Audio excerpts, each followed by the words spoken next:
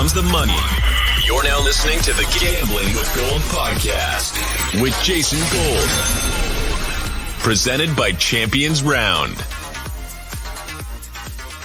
What is going on? Welcome to Gambling with Gold. My name is Jason Gold, and we are here to preview Game 3 of the NBA Finals. As always, I am joined by my buddy from the Action Network, Dan Titus. Dan, how are we doing this Tuesday, and are you ready for Game 3 of this series? I'm ready for Game 3. As much as I was advocating for, hey, these guys maybe need some rest. This 2-day window of waiting is just too much for me, especially after Game 2, where we didn't really see the Boston Celtics play in the fourth quarter or really the Stars. Kind of disappointed to get back into that blowout scenario, but Game 3, this is a whole new series now. It's tied up 1-1, going back to Boston. Should be really exciting. You know what? We got two good games in a row with the Boston Celtics Game 7 and then Game 1. So we were probably due for a clunker. You know, as soon as that third quarter happened again for the Warriors, by the way, thank you. Dan Titus is the third quarter Warriors god. We just max that every time. I think they're up it's plus 38 in the series already in the third quarter. This team is just ridiculous. Crazy. But I think that once we saw that during Game 2, we were like, okay, there's no chance the Celtics are doing this again in Game 4. And I think they came out and they missed their first three. And I was like, oh, I don't have to watch this shit anymore. Curry didn't even come back in for the fourth quarter. It's just like the Jordan Poole show, taking shots from about 40 feet out. Who gives a shit? And just dunking them. Meanwhile, those are the only shots he's hit in the series thus far. So I don't know. Very interesting. Series tied up 1-1. Looking at the odds at BetMGM right now, the series odds, Golden State minus 115, Boston minus 105. For Game 3, the odds, Warriors plus 3.5, money line plus 135, Boston minus 3.5, money line minus 160, over under 212.5. What's your kind of initial expectation for how you see this game going on Wednesday? Yeah, my initial lean is that I'm probably going to be live betting it. I do like Boston to kind of come out. They've been very good in the first quarter in the first two games. So part of me is leaning towards the Boston Celtics first quarter, maybe even the first half. Because I'm curious to see how the Boston Celtics respond here, because really it was like an energy thing to me. Both of the catalysts of both teams are really Draymond Green and Marcus Smart. As much as these teams, as those guys are going, the teams kind of go alongside with them, because Tatum got his, right? Like he's going to score 20. He's going to erupt at some point. And he did. He had 28 points and didn't even play in the fourth quarter. But the defensive matchup that I saw that was the biggest difference was Draymond Green going on Jaylen Brown after the first quarter. And he just completely shut him down. And then, between the technicals and just the way that he was livening up the crowd, it seemed like he just took all of the Boston Celtics out of their game. So is that going to happen on the flip side? Is Marcus Smart going to be that defensive player of the year, agitator, the one that's really going to get the crowd into it and really kind of ruffle the rhythm for the Warriors? And I think that could definitely happen, which is why I like Boston early on. And then we'll see really how valuable that Warriors third quarter is. I think it's more of a home play. Personally, I don't know that they're going to be able to continue to have this point differential in the third quarter away from Chase Center, but certainly going to be something interesting to watch. So first quarter line right now, Boston minus 1.5, money line minus 150. First half, Boston minus 2.5, money line's minus 160 there. I do think that Boston is I think they're probably going to have their way in Game 3 early. I do think that the Warriors, I do think that's more of a home play. But if you look historically, or at least this season, they're just a third quarter team. Doesn't matter if it's road, home splits are still fine. I expect them to come out after halftime with great adjustments. That's what Kerr probably separates himself from all other coaches in the league, is his ability to game time at halftime. Right. No, you're exactly right.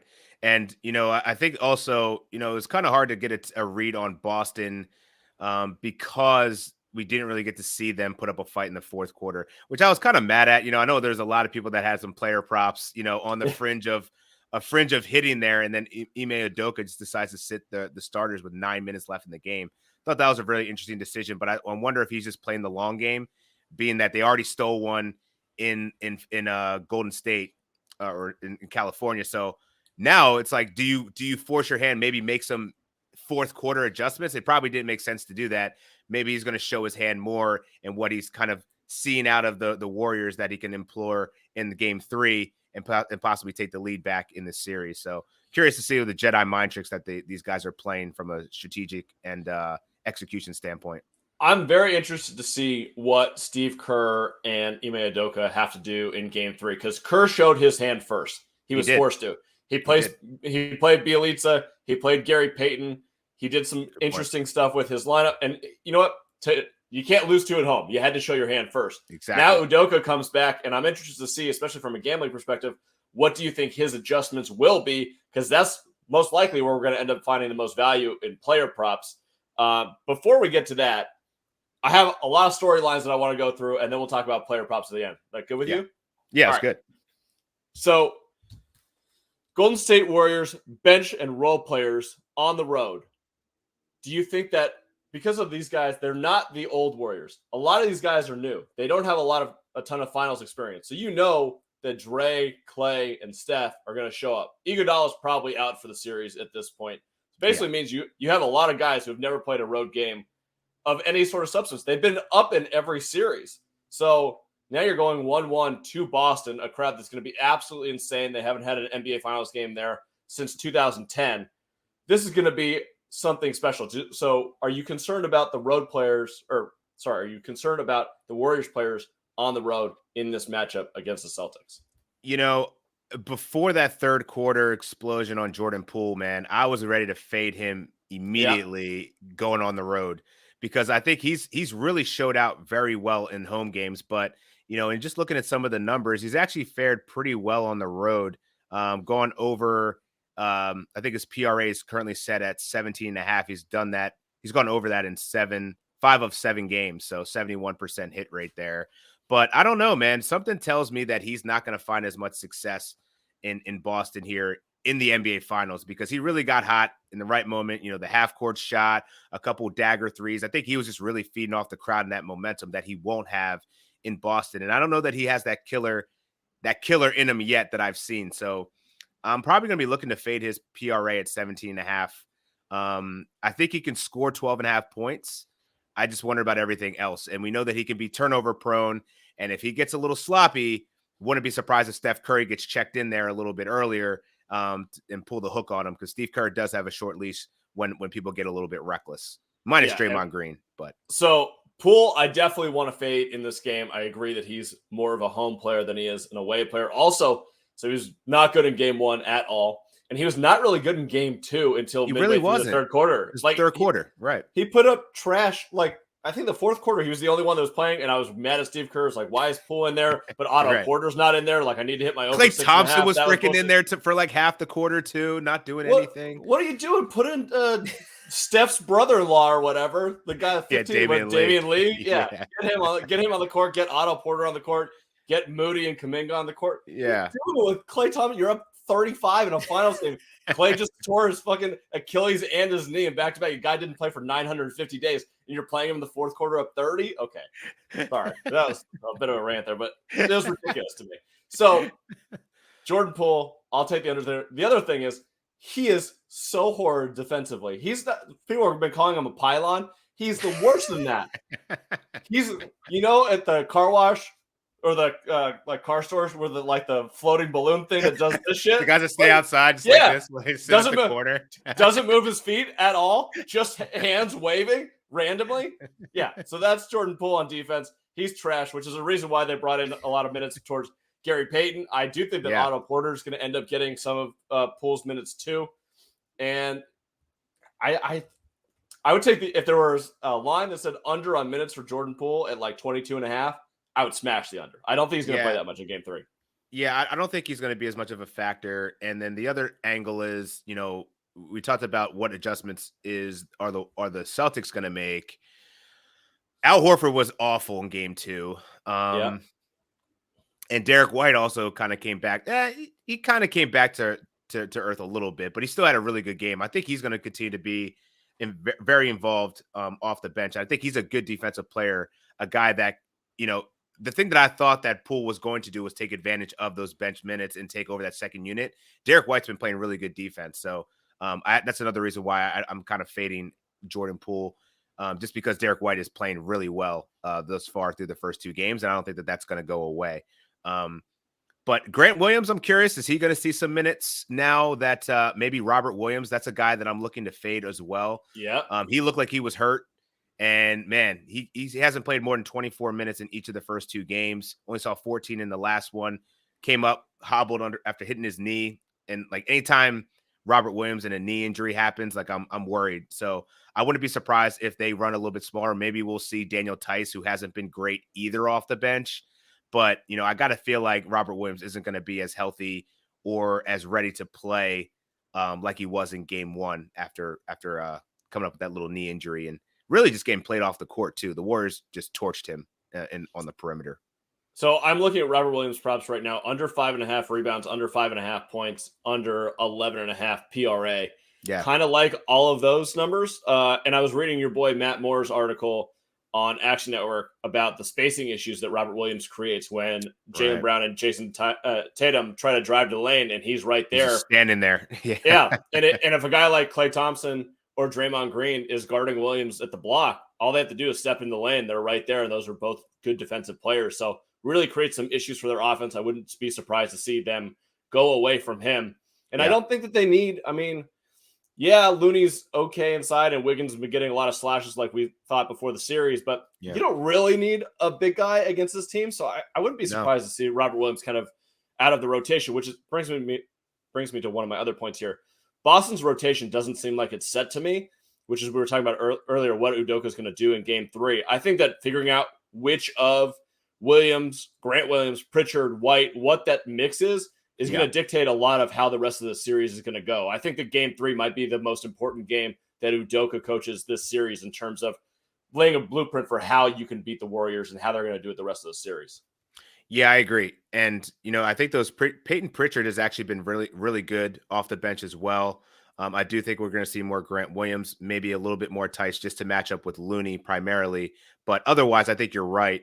As Matt Moore pointed out with that spacing issue, Al Horford's really the only one that's versatile enough to be able to stretch and create and still, that's where the Celtics are at their best, is when they're actually spreading the ball around and not relying on ISO. And if you can open up those lanes, you can dish it out. Al Horford can still sit in the corner and hit a 3, as well as Grant Williams. So I just think that gives them more versatility when they don't have that big man on the court. But then also Draymond Green's also not really that much of a threat to score anymore.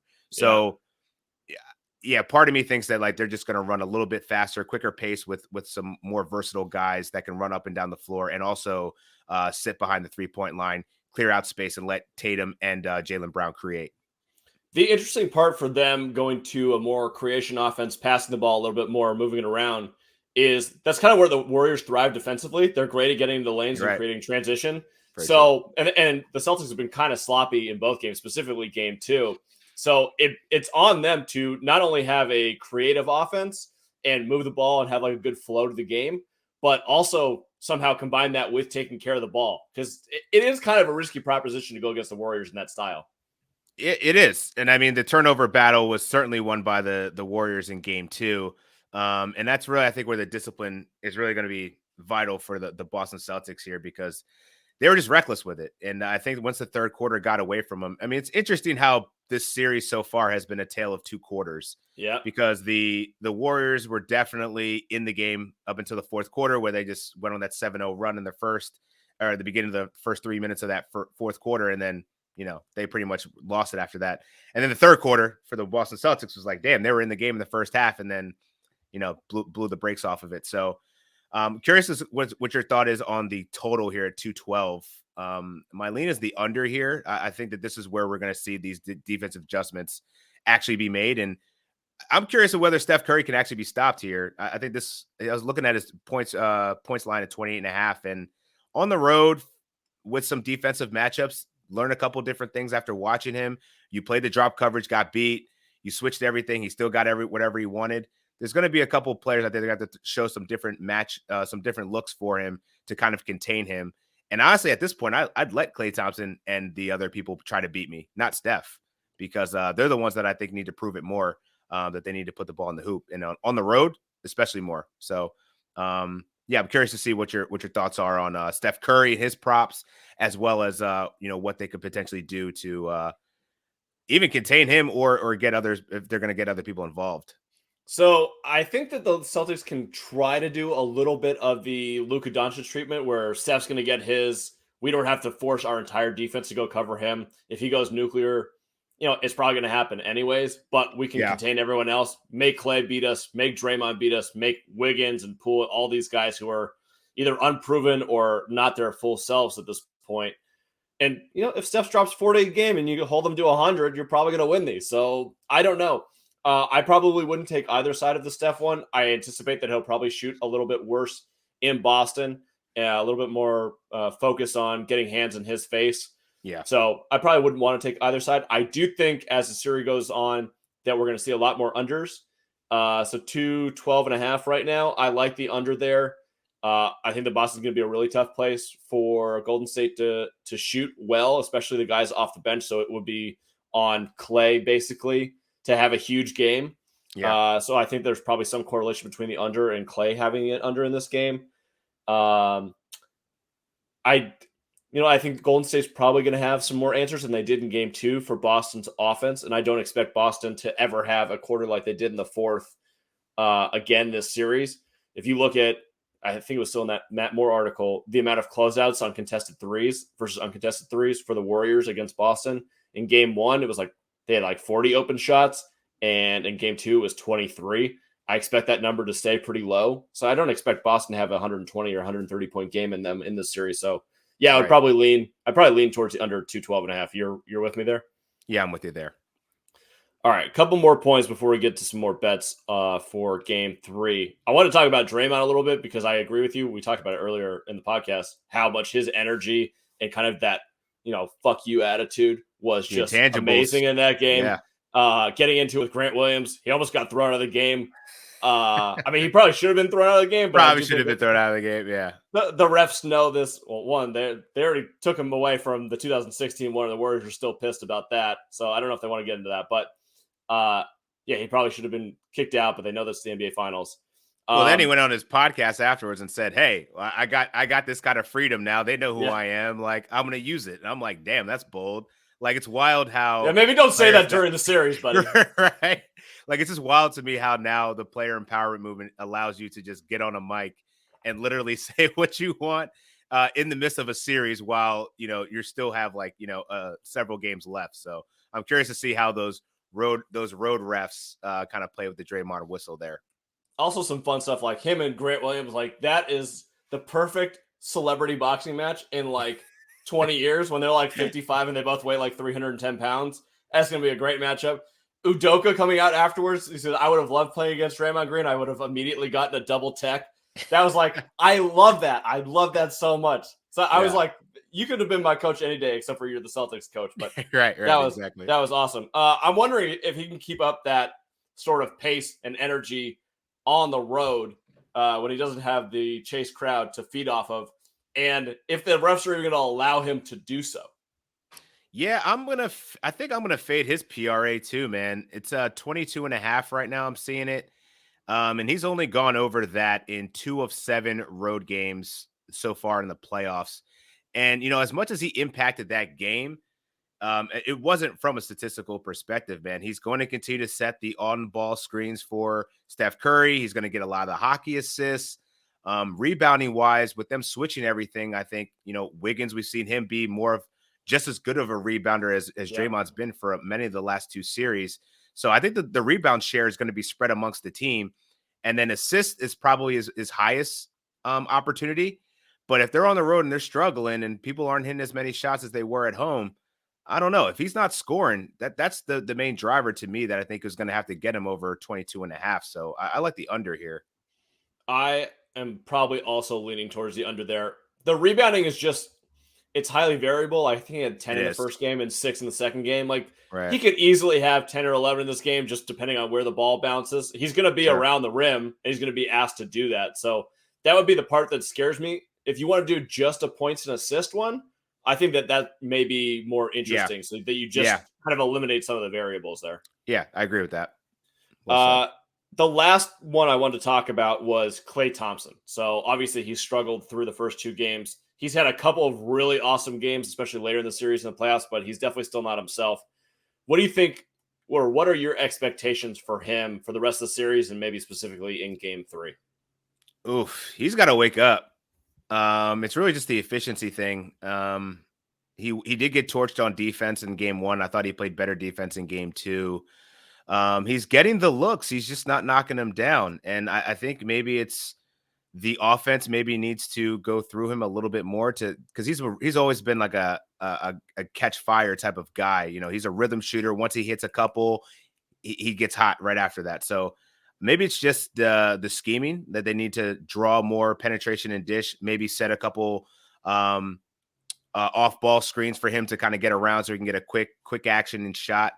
But he's going to need to wake up here. And I think game 3 sounds like a good spot for him to wake up. This just seems like a game where he's been struggling so much, you know, in the course of the first 2 games that I think this could be the wake up call. Maybe we see Wiggins potentially struggle a little bit or Draymond.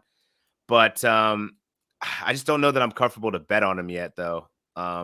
It could easily be a game 4 thing where, you know, maybe it's they get down and then, you know, they're forcing the issue more and they keep up the pace. I feel like this is going to be a scheme towards the Boston Celtics that I don't want to see. I don't know when it's going to take for Klay to erupt, but I don't know that it's going to be in game 3. The interesting part about Wiggins in this series is I don't know if he can struggle really because all of his baskets are just these easy cuts. He's just the person that the Celtics don't have to account for. And if he gets the offensive rebounds, he slashes on the back doors. He'll get a couple good looks from 3 just in like, you know, the end of possessions of the ball moving around.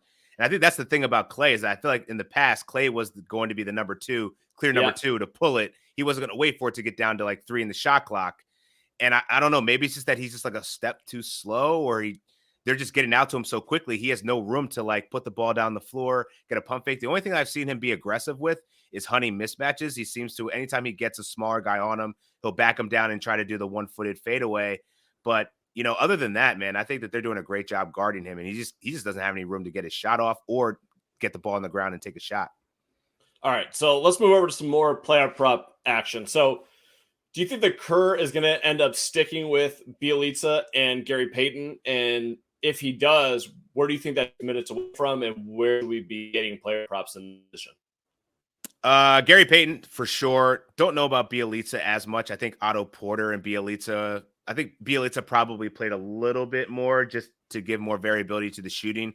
I think that they saw after game 1 not having shooters at the 4 or the 5 spot is going to be very hard to keep up with the Boston Celtics scoring. So I think Bjelica will see minutes, just not as much as Gary Payton. I think Gary Payton did a great job kind of being that X factor type of guy on defense. He played extremely well. And then also those second chance points and also his ability to be able to slash because he's actually more of a front court player than he is a perimeter guy. So I think he actually gives you some presence there without actually having to crowd the lane. He does those backdoor cuts, he slashes, and he's always good on the offensive glass. So I think he's going to be a mainstay in this lineup, especially with Andre Iguodala probably not returning and being a shell of himself. I think Peyton's probably going to get a lot of minutes, and his minutes will either be at the demise of Klay Thompson, probably Klay Thompson most, and probably maybe a little bit Otto Porter if they want to go small. Maybe run Otto Porter at the 5. He runs the 4 as like a small ball 4. Keep Wiggins in there as well as Steph and maybe Poole, depending on what they want to do for that bench lineup. I would be surprised if they took away minutes from Otto Porter at this point. He's been, if you look at the plus minus, I think plus minus he hasn't been great. Yeah. No, he's been awesome. He was plus 24 in the last game. First game, not so much, but yeah. Not so much, but I think that one of their best lineups is with Porter in. So I'd be surprised if he plays less than 20 minutes. Maybe it's because I would like actively wanting to bet his over on some player props. Yeah. But he's definitely someone that intrigues me in this game. All right. Celtics 6-0 against the spread after a loss and straight up this playoffs. Golden State 6-7 against the spread after a win these playoffs. What do you think that trend continues in this one? Yeah, I think we see Boston. I think Boston's going to get the win here. I haven't bet it yet. I'm still more on the first quarter, first half angle, but I think this is going to be a tough road game for the Warriors here. And I think Udoka did the right thing ultimately from a basketball perspective, not trying to do too much at the end of the game when the game was clearly out of pretty much out of the I can't even speak. The game was out of control. The game was out of reach. And so now I think this is going to be the real test. How are the Warriors going to be able to respond? I think this is where we're going to test and see where that third quarter adjustment really happens. I think Boston's done a great job in the first half in both games, and they've proven this throughout the playoffs that they can come out, shut you down, put points on the board, and then it gets a little dicey once the adjustments come third quarter. But yeah, we'll see what happens there. Do you think that there's any concern from Boston? I know that they won one game, but they've really only played great in one quarter of the 8 thus far. That fourth quarter, obviously, they were awesome. It was a high variance. 3-pointers were going in from anywhere, I think 9 of 12 from deep, 140 to 16. Outside of that, the Warriors, I know it was at home, but they've, relatively dominated the series. Do you think it's just a matter of you're at Chase Center or whatever, and you got away with one, go home, you feel happy? Or do you think there's a slight concern that they've been more or less outplayed in 7 of the 8 quarters?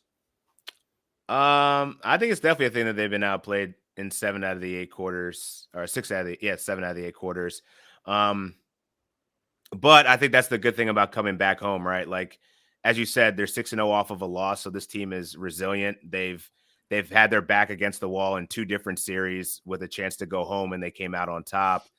I think that this team is very battle tested at this point.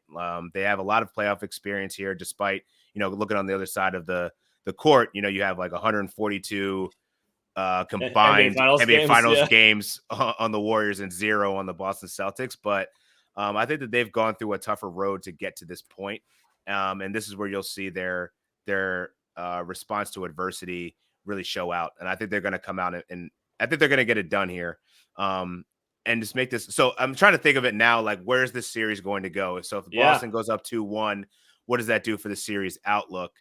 I still feel like this is going to be a 7-game series, but if Boston gets a leg up here, the pressure goes back on the Warriors again. And are they going to be able to pull that response out to tie it back up at 2-2?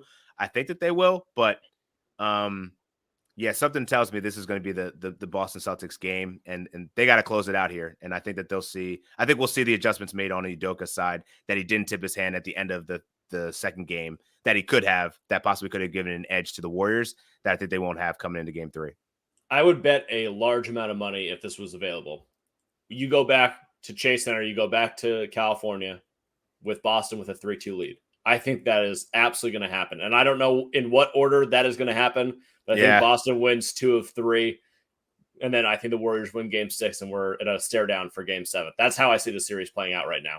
And that's where I thought it was going to go to. That's why I was thinking game 7, because these teams are so the variance of the shooting, but then also they can both turn it up defensively so well. Like, the Warriors came off one of their worst defensive performances of the postseason, and then put out the second best defensive rating they've done in the postseason in game 2. So the Boston Celtics can do just the same thing. They were played awful in that third quarter and beyond.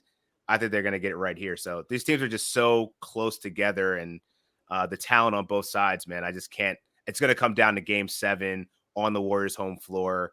I think that's when the veteran leadership actually wins out here. But I could be wrong, but I still feel like this series is going to go 7. I feel like it's just the variance of these quarters. Like, if you look at the first 2 first halves, I believe it was 52-50 last game. Then 54-52 the game before. 56-54 the one before that. Yeah, exactly. So you're going to see this, and then it's basically the fourth quarter in game 1, and then the third quarter in game 2, and that was it. Like, you're right, the shooting variance is going to have so much to do with what happens in these series, and it's an awesome series. I love watching it. I hope we get more games like game 1 than game 2, because you can turn it off after the third quarter. But it is going to be interesting to watch. All right, let's talk about, maybe close this out with maybe 1 or 2 player props that you're like, I have to bet these right now. Yeah, so I think the first one is Robert Williams under 17.5 PRA. Also see it at 16.5. That's the one I think I'm most interested. Or it's not 16.5. Was it 15.5? Actually, I have 11.5. 12. Oh, sorry, 12.5. Sorry, I was looking at Jordan Poole. 12.5. Yeah, okay. I see it as high as 12.5, as low as 11.5. I'm going under on that just because I think he's not healthy, and the Celtics will make their adjustments to get more ability to switch on the perimeter there and not clog up the lane on offense. And then also I like Marcus Smart over 3.5 rebounds. He's been over in 5 of 7 home games, 71% hit rate. I think he's going to have a way better game in game 3 after pretty much getting into foul trouble and not playing at all in the fourth quarter. I think he's going to have a bounce back game, and he's going to be that energy, intangible X factor that Draymond was in game 2 for the Warriors.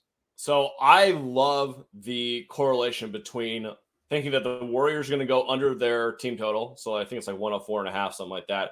Yeah. Take the under on that, take the under on the game, and take the over on Marcus Smart rebounds. I was already going to bring that up because I love the idea if your opponent is going to miss more shots and you're in Boston, Marcus Smart is the energy guy. He will get the ball at the circle and drive down the court, push the pace. Like that's what he did in game 7 against the Heat. And I think he had 5 rebounds in the first half and the over was 3.5. I hit that too. So I love that one. I think Jason Tatum over 5.5 assists. I know after game 1, they brought it up to 6.5, now back to 5.5. I think anytime that it's at 5.5 in this series, it's probably an auto smash for me in this situation. Agreed. I think he'll be a little bit more of a facilitator than he was in game 2. Get back to, probably shoot better, but more the style of play that he was playing with in game 1. Anything else on the board for you in this one? Yeah, under 212 was the other one, not player prop, but definitely on the under in this game. And glad we're aligned on Marcus Smart, man. I think this is a great bounce back opportunity. I'll probably be looking at some other lines for Marcus Smart too. I think he's going to have a really good game. All right, final prediction for the game. Give me a score. Ooh, 103. Ooh, that's slow. Let's go 106, 101. That's funny. I have written down on my page 106.97. That's pretty good. That's pretty 106? Good. 106 seems like the right number for Boston. That's the one thing I'm wondering. I'm like, do I believe that the Warriors can cover? They just don't have a track record of it in this postseason, man. So it's hard to trust them to stay within 3.5 or 4.5. I don't really worry about who is going to cover, especially when it's under 5. It's like whoever's going to win the game, it's like 80% cover rate. Yeah. Just who do you think is going to win the game? Let's not get too fucked about it when it's that close of a line. Also worth noting before we head out of here, this is the largest dog, 3.5 points, that Steve Kerr has ever been as an NBA Finals coach with the Warriors. How insane Unbelievable. Is that? It's 3.5. It's like nothing. I could, when I saw that earlier, I could not believe that at all. That's damn near a possession, man. That's crazy that it always come down 3 or less in every game that he's been a dog in the playoff history. That's just 2015. That's absurd. Yeah, they've played like 50 finals games or something, 40 finals games, something like that. They've been a dog twice. They've been a dog twice, and they're 1-1. That is crazy to me. I don't understand how that's possible, but it is. Here we are. That does it for us on Gambling with Gold, episode 82, covering Game 3 of the NBA Finals. We will be back on Thursday at some point to preview Game 4, talk about Game 3, give you all of our best bets for Game 4, which is on Friday in Boston. You can find all of Dan's stuff at Action Network. Be sure to check it out.